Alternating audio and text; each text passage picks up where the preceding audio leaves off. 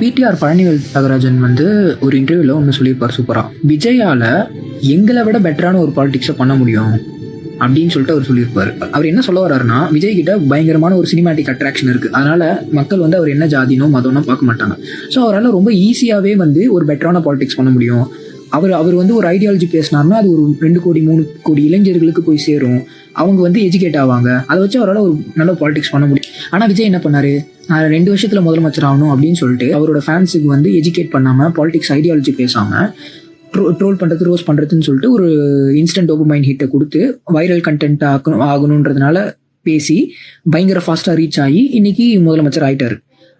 அவர் நினச்சிருந்தா ஒரு நல்ல பாலிடிக்ஸை பண்ணியிருந்திருக்க முடியும். நல்ல பாலிடிக்ஸை பண்ணி 2031 கூட அவரால் முதலமைச்சர் ஆயிருந்திருக்க முடியும். ஆனால் ஃபாஸ்ட்டாக முதலமைச்சர் ஆகணும், ரொம்ப சீக்கிரத்தில் இன்ஸ்டன்ட்டில் முதலமைச்சர் ஆகணுன்ற ஒரே காரணத்துக்காக இது எதையுமே மதிக்காமல் அவர் வந்து சீக்கிரமாக அச்சீவ் பண்ணணுன்றதுக்காக எல்லாத்தையுமே காம்ப்ரமைஸ் பண்ணி அவர்கிட்ட இந்த ப்ரிவிலேஜ்லாம் யூஸ் பண்ணி நல்ல பாலிடிக்ஸ் பண்ணாமல் அவர்கிட்ட இருக்க ப்ரிவிலேஜ் யூஸ் பண்ணி இன்னும் ஒஸ்டான பாலிடிக்ஸை பண்ணி ஜெயிச்சிட்டார்.